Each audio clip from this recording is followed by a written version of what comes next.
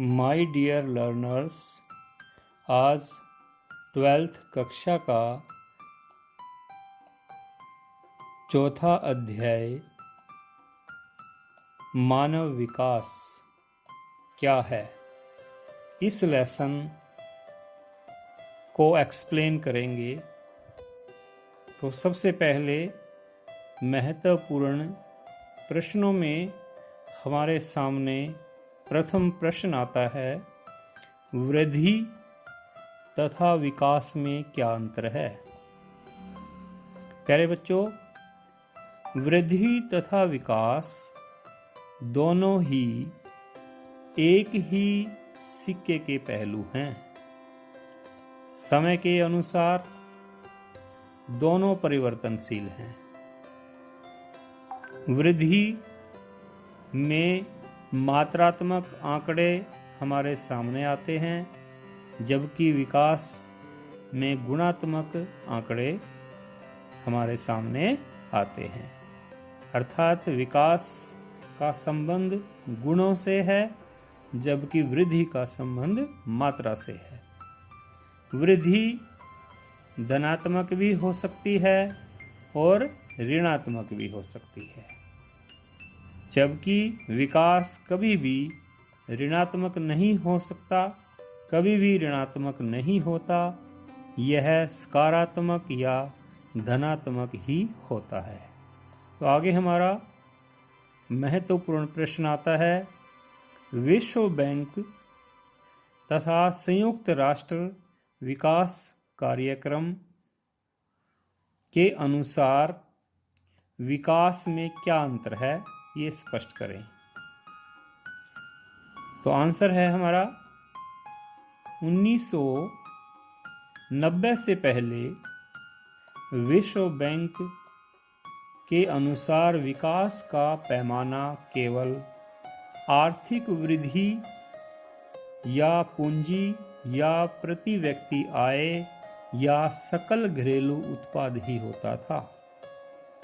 अर्थात पूंजी के आधार पर ही विश्व बैंक विश्व के सभी देशों को या सभी अर्थव्यवस्थाओं को विभिन्न वर्गों में वर्गीकृत करता था।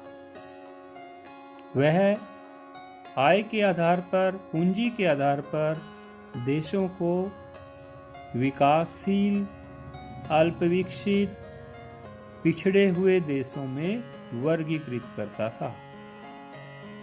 परंतु 1990 में संयुक्त राष्ट्र विकास कार्यक्रम प्रस्तुत किया गया। 1990 में यूनाइटेड नेशंस डेवलपमेंट प्रोग्राम की एक रिपोर्ट आई। इस रिपोर्ट में कहा गया कि विकास सिर्फ लोगों की आय तथा पूंजी का विस्तार नहीं है, कि विकास सिर्फ लोगों की आय तथा पूंजी का विस्तार नहीं है। मतलब कि विकास का मतलब केवल आर्थिक दृष्टि से सुदृढ़ होना नहीं है, बल्कि विकास के कई मायने हैं।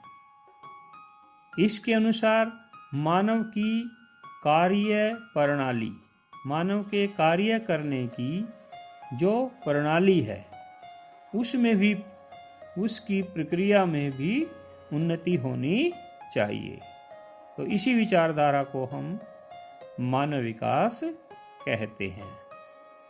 तो आगे संयुक्त राष्ट्र विकास कार्यक्रम के अनुसार विकास, मानव विकास की परिभाषा दी गई।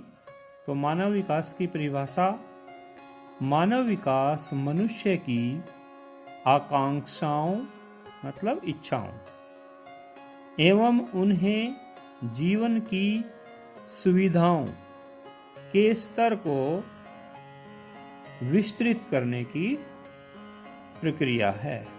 कि मानव की इच्छाएं और जो जीवन की सुविधाएं हैं, उनके स्तर का जो विस्तार है वह विस्तृत होना चाहिए। उनको विस्तृत करने की प्रक्रिया लगातार बढ़ती रहनी चाहिए। 1990 से संयुक्त राष्ट्र प्रतिवर्ष यह मानव विकास रिपोर्ट प्रस्तुत करता है। इसमें प्रस्तुत एक संश्लिष्ट सूचक को मानव विकास सूचकांक कहते हैं। 90 के दशक में डॉक्टर महबूब उल हक तथा डॉक्टर अमर्त्य सेन, इन दोनों ने विकास को पूंजी नहीं, इन्होंने विकास का आधार पूंजी को नहीं माना, बल्कि विकल्पों के परिवर्धन को माना, गुणवत्ता को माना, आनंद को माना, तरक्की, विश्वास तथा स्वतंत्रता को माना कि ये वास्तव में विकास होता है। केवल पैसा, केवल प्रति व्यक्ति आय, केवल पूंजी विकास नहीं होता, बल्कि विकास के अन्य कई आयाम भी होते हैं। तो डॉक्टर महबूब उल हक की यह फोटो यहाँ पर लगाई गई है, जिन्होंने मानव जगत में विकास के अर्थ को नया दृष्टिकोण दिया, नया दृष्टिकोण स्थापित किया।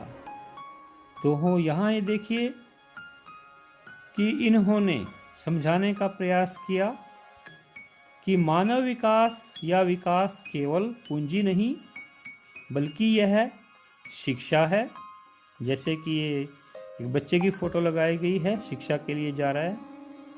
और दूसरा उन्होंने कहा स्वास्थ्य है। जैसे डॉक्टर्स लोग हैं तो ये स्वास्थ्य के प्रहरी होते हैं, स्वास्थ्य कायम करने में सहायता करते हैं। तीसरा हमारे सामने विभिन्न देशों, विशेषकर अमेरिका की करेंसी को दर्शाया गया। तो इन्होंने 3 तथ्यों पर प्रकाश। My dear learners, 12th geography lesson 4 मानव विकास में आज सेकंड पार्ट में हम करेंगे मानव विकास सूचकांक क्या है, इसकी 3 आकांक्षाएं अथवा इसके 3 सूचक क्या होते हैं, इनसे मानव विकास सूचकांक का आंकलन कैसे किया जाता है। तो सबसे पहले मानव विकास क्या होता है उसकी परिभाषा करेंगे हम। मानव विकास की परिभाषा संयुक्त राष्ट्र विकास कार्यक्रम ने 1990 में सबसे पहले अपनी रिपोर्ट प्रस्तुत की और इसकी परिभाषा को प्रस्तुत किया। तो इसके अनुसार इसकी परिभाषा है, मानव विकास मनुष्य की आकांक्षाओं एवं उन्हें उपलब्ध जीवन यापन की सुविधाओं के स्तर को विस्तृत करने की प्रक्रिया है।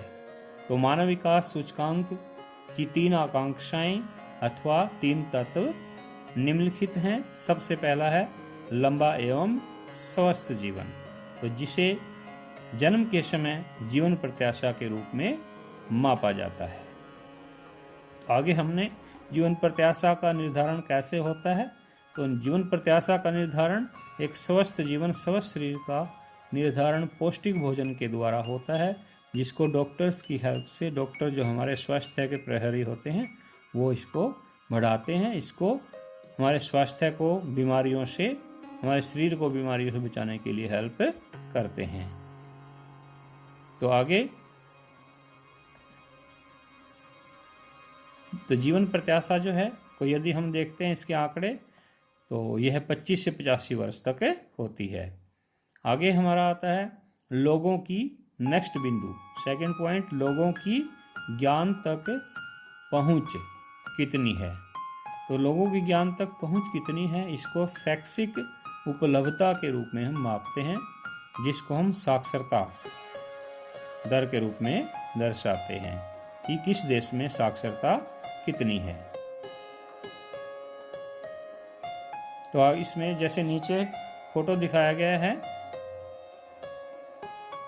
तो कक्षा में जैसे अध्यापक के द्वारा ज्ञान के स्तर को बढ़ाने के लिए, देश के स्तर को ऊपर उठाने के लिए कक्षा में जो है किस प्रकार से बच्चों को साक्षर किया जाता है, पढ़ाई करवाई जाती है, शिक्षा का चित्र दर्शाया गया है। तो साक्षरता जो है 0 से 100% तक होती है। आगे हमारा है जीवन स्तर। तो जीवन स्तर को तीसरा बिंदु है जीवन स्तर। जीवन स्तर को संसाधनों की उपलब्धता या आवश्यक संसाधनों की पहुंच के रूप में व्यक्त करते हैं। प्रत्येक देश के सकल घरेलू उत्पाद के आधार पर भी व्यक्ति आय से वहां के जीवन स्तर का निर्धारण होता है। प्रति व्यक्ति सकल घरेलू उत्पाद को अमेरिकी डॉलर में व्यक्त किया जाता है। तो प्रति व्यक्ति सकल घरेलू उत्पाद 100 यानी कि 100 अमेरिकी डॉलर से 40,000 अमेरिकी डॉलर तक होता है। इस तो जीवन स्तर को दर्शाया गया है कि जो अमेरिकी डॉलर की फोटो बीच में है, व्यापार से वाणिज्य से कैसे जीवन स्तर ऊपर उठता है। तो साथ में जो है ये लाइफस्टाइल का फोटो भी लगाया गया है कि लोगों का अलग अलग प्रकार का जीवन स्तर होता है। तो आगे हमारा तो ऊपर लिखित जो हमने 3 सूचक किए हैं, चाहे वो जीवन प्रत्याशा है, चाहे वो साक्षरता है, चाहे वो प्रति व्यक्ति आय है, तो इन तीनों को हम जोड़ लेते हैं। तीनों से जो हमें योगफल प्राप्त होता है, इस योगफल को 3 से भाग देकर औसत सूचक प्राप्त करते हैं, जिसे मानव विकास सूचकांक कहते हैं। अर्थात जो 3 प्रकार के आंकड़े हमारे पास आते हैं, इन तीनों के योगफल को 3 से भाग देकर मानव विकास सूचकांक तैयार किया जाता है। यह 0 से 1 के बीच ही रहता है।